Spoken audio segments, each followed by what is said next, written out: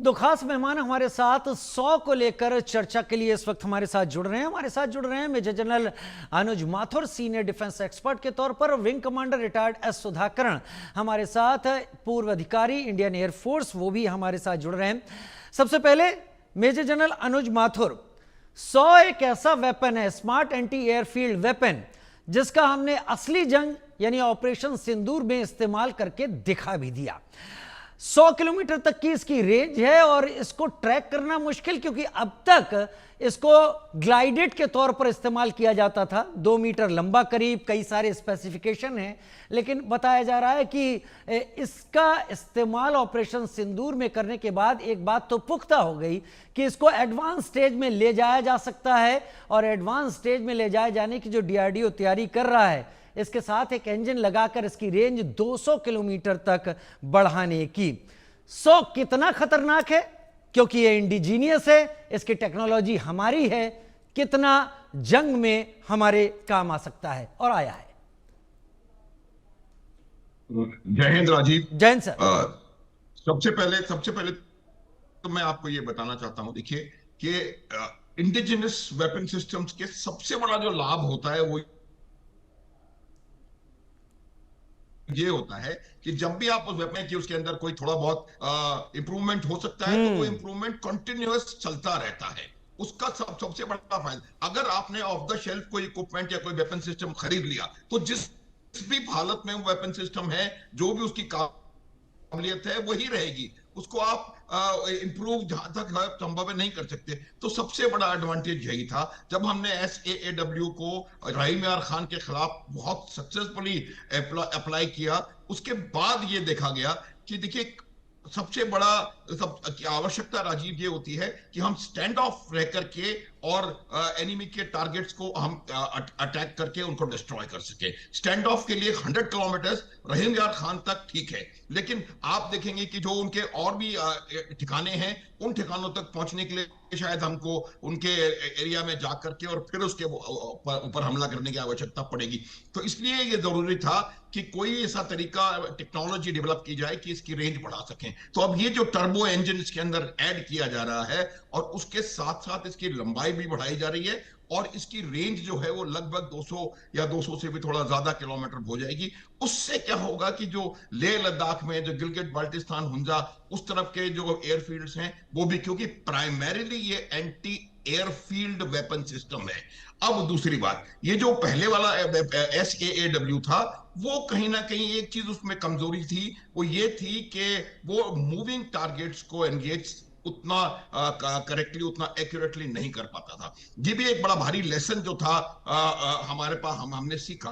तो उसके बाद इसको, उसमें जो जो फर्दर एडवांसमेंट्स किए गए हैं, उसमें वो न केवल एयरफील्ड्स को नुकसान पहुंचा सकता है, बल्कि वो वहां पर हैंगर्स हैं, जो उनके मोबाइल रेडार सिस्टम्स हैं, जो मोबाइल उनके मिसाइल कैरियर्स हैं, उनको भी मोबाइल कंडीशन में भी उनके ऊपर लॉक इन करके उनके ऊपर नुकसान पहुंचाया जा सकता है। तो ये दूसरा बहुत बड़ा एडवांटेज जो है हमें आने वाला समय में दिखाई देगा, और ये मुझे लगता है कुछ ही दिनों में ये लोग पोखरण में या जहां भी करना चाहते हैं, इसका टेस्ट फायरिंग कर लेंगे। Right sir. तीसरी चीज होती है कि ये all weather, all terrain, day night weapon system है। ऑल वेदर, ऑल टेरेन हमारे लिए बहुत ज्यादा आवश्यक है, क्योंकि हमारा एक ऐसा अनोखा बॉर्डर है कि हमारे पास सियाचिन ग्लेशियर के आसपास -40, -50 वाला टेम्परेचर भी है, और जैसलमेर, बाड़मेर में +40, +50 वाला टेम्परेचर भी है। तो मेरा ये मानना है कि एनी वेपन सिस्टम जो कि हमारी आर्म फोर्सेस के पास है,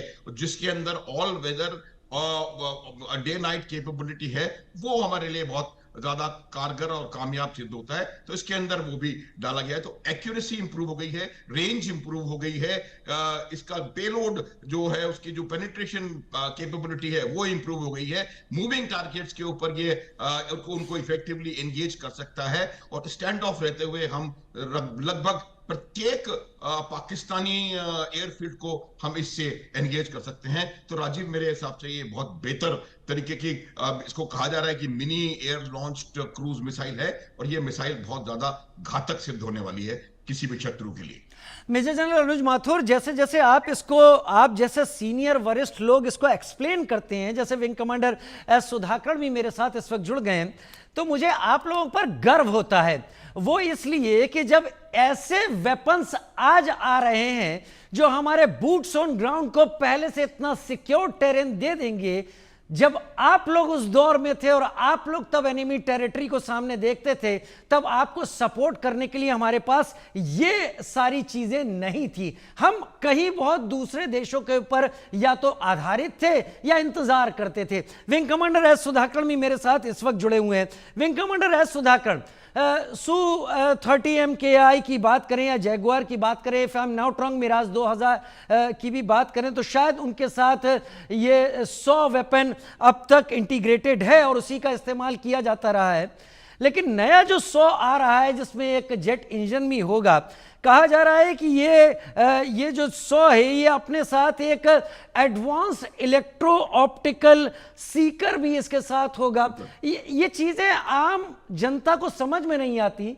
बस इतना कि देश आत्मनिर्भर हो रहा है, हम क्रिटिकल टाइम पर दूसरे के सामने हाथ नहीं फैलाएंगे यूक्रेन की तरह। लेकिन आप बताइए, नया 100 कितना एडवांस होने जा रहा है और कितना बड़ा चेंज लाएगा आर्मी कैपेबिलिटीज में, फाइटिंग कैपेबिलिटीज में हमारी। देखिए, ये सब वेपन्स जो हैं ये कंटिन्यूस इंप्रूवमेंट और एवोल्यूशन स्ट्रेटेजी के तहत बनाई जाती हैं। पहले क्या होता था कि मतलब बंदूक से गोलियां चलती थी और फिर दुश्मन को हम मारने की कोशिश करते थे। फिर जहाज आए, जहाज ने पूरे एयर सिचुएशन को चेंज कर दिया। फिर इंफॉर्मेशन वॉरफेयर आ गया था, जो सेकेंड वर्ल्ड वॉर में अगर मैं आपको बताऊं तो वो जंग जीती गई थी इंफॉर्मेशन के आधारित पे। क्योंकि जो ब्रिटेन थी वो जर्मनी के जो एनिग्मा साइफर मशीन्स थे उसको उन्होंने पेनिट्रेट कर लिया था, उसके मैसेजेस को डिकोड कर पा रहे थे रियल टाइम, और लास्ट मोमेंट तक बताया नहीं था, जिससे सब पता चल गया। हाँ, तो उनको ये पता था सब कुछ कि दुश्मन करने क्या वाला है।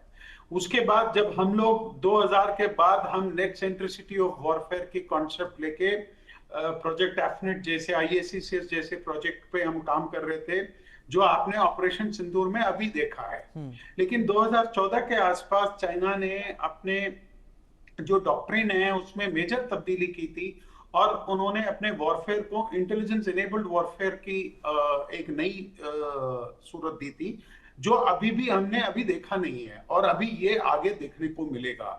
तो अभी आपने जो अभी ये जो कहा है कि जहां पे ये ऑप्टिकल सीकर हैं, तो उसका ये मतलब हुआ कि अगर मान लीजिए मैंने आसिफ मुनीर की तस्वीर उसके अंदर डाल दी तो ये लॉइटरिंग मुनिशंस का काम कर सकते हैं। वो जब वो फोटो देखेगी तो वहां जाके मैच करके जाके वो घात कर सकता है, मतलब हमला कर सकता है। मतलब वो एयरफील्ड का हो सकता है, रडार का हो सकता है, इंसान का हो सकता है, गाड़ियों बख्तरबंद गाड़ियों का हो सकता है। तो ये एक एवोल्यूशनरी वॉरफेयर है जिसमें हम एक काउंटर मेशर लाते हैं बैटलफील्ड पे। अभी इसमें आपको दिलचस्प बात यह है कि अभी चाइनीज जो आर्मी है जो इसकी जो तोड़ निकालेगी, और इसकी तोड़ ये है कि अभी डायरेक्टेड एनर्जी वेपन्स जो हैं वो ज्यादा यूज होते हैं, और डायरेक्टेड एनर्जी वेपन्स के सामने ये म्यूनिशंस खड़े नहीं हो पाएंगे क्योंकि ये इंजन जो हैं सबसोनिक होते हैं और ये जब तक मिड एयर में ही इनको वो तबाह कर देते हैं। लेकिन ये अभी क्या होगा कि इसमें इंटेलिजेंस बिल्ड होना शुरू होगा और फिर ये स्वॉर्म्स में एक्ट करेंगे। तो पहले हाइपरसोनिक ग्लाइडर वेपन्स जाएंगे, वो अटैक करेंगे, फिर ये लेयर 2 में आएंगे, सेकेंड वेव में आएगा, और सेकेंड वेव में वो ये काम करेगा कि ये जो एयर सिचुएशन है उसको वो सैचुरेट कर देगा, ताकि दुश्मन अभी आपने देखा था ऑप सिंदूर में कि उन्होंने 500 के करीब ड्रोन से एक साथ दागे थे। राइट। तो हमारी एयर सिचुएशन जो एयर स्पेस थी वो लगभग सैचुरेशन की कगार पे पहुंच गई थी। लेकिन फिर भी आपको ये जान के ताजुब होगी कि हमारी जो वायुसेना थी, जो थल सेना थी, जो उनके पास जो वेपन्स थे, उन्होंने एक भी वेपन को यहाँ आके कुछ भी मेजर डैमेज करने से रोक दिया था। तो ये भी वही काम करेंगे कि अगर उनको मौका मिले वो जरूर अटैक करेंगे, लेकिन अभी चंद ही महीनों में आपको ये सुनने को मिलेगा कि ये स्वॉर्म्स में एक्ट कर रहे हैं। तो उसमें स्वॉर्म्स में एक्ट करने के लिए स्वॉर्म इंटेलिजेंस एल्गोरिथम्स यूज होते हैं, ताकि 10 ये एक साथ दागे जाएंगे तो वो कोऑर्डिनेटेड अटैक करेंगे। और जब कोऑर्डिनेटेड अटैक करेंगे तो उनको समझ में नहीं आएगा किसको मारे किसको छोड़े। उसमें किसी चीज में कोई चीज डिकॉय भी हो सकता है जिसमें कुछ नहीं हो सकता है। अगर उसको एंगेज करोगे तो आपका एनर्जी वेस्ट होता है। तो ऐसे बहुत सारे ऐसे टैक्टिक्स इसमें यूज होते हैं। ये अकेले एक वेपन कुछ नहीं कर सकता, लेकिन जब एकजुट हो जाते हैं फिर वो एक फोर्स मल्टीप्लायर का काम करते हैं। और फिर होल एम ये होता है कि दुश्मन की जो एफर्ट्स है उसको सैचुरेट कर दे, उसको कंफ्यूज कर दे और उसको मिसडायरेक्ट कर दे। फिर उसके बाद आपकी जो असली जो वेपन सिस्टम्स है, जैसे ब्रह्मोस है और जो आगे के जो क्रूज मिसाइल्स है, टेरेन हागिंग मिसाइल्स जो आ रहे हैं, हाइपरसोनिक मिसाइल्स जो आ रहे हैं, फिर जाके वो सटीक हमला करेंगे। क्योंकि तब तक उनकी जो एयर डिफेंस कैपेबिलिटीज होती हैं, जो वेपन्स, जो न्यूट्रलाइजिंग वेपन्स होती हैं, उनको वो न्यूट्रलाइज कर पाएंगे। तो ये एक इंटेलिजेंस एनेबल्ड वॉरफेयर की तरफ हम जा रहे हैं। और मुझे ये लग रहा है अगले 5-7 साल में ह्यूमंस का इस डिसीजन लूप में बहुत कम रोल रहेगा। हम एक combat at zero human loss उसकी तरफ बढ़ रहे हैं। आपने ऑलरेडी देख लिया कि इस बार हमारी एक भी जहाज ने सीमा क्रॉस नहीं किया था, क्योंकि एक पायलट की जो जान होती है बहुत कीमती होती है। तो इसलिए अभी सिस्टम्स ऐसे आ चुके हैं, एयर डिफेंस इतना सटीक हो चुका है, तो it will be a technology led warfare which will be primarily dictated by the intelligence component. और जो इंटेलिजेंस एनेबल्ड वॉरफेयर की जो मैं बात कर रहा हूं, वो combat at zero human loss वाली फिलॉसफी लेके चलेंगी। तो ये सब आप जो टेक्नोलॉजी देख रहे हैं, ये उसी का नतीजा है कि हम ये इवॉल्व हो रहे हैं और ये नई नई टेक्नोलॉजीज रोज हमें देखने को मिल रहा है।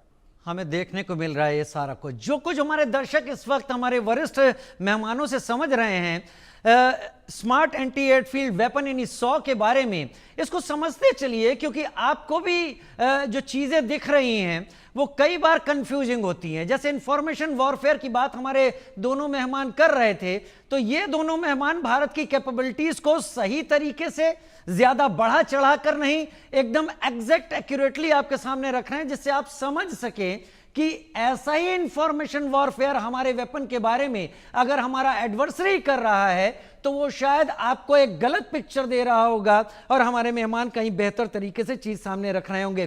सर, 200 किलोमीटर की रेंज मेजर जनरल अनुज माथुर, या उससे भी आगे, यानी पाकिस्तान की जो स्ट्रेटेजिक डेप्थ थी उसको और ज्यादा श्रिंक कर देना और अंदर तक पेनिट्रेशन दे देना।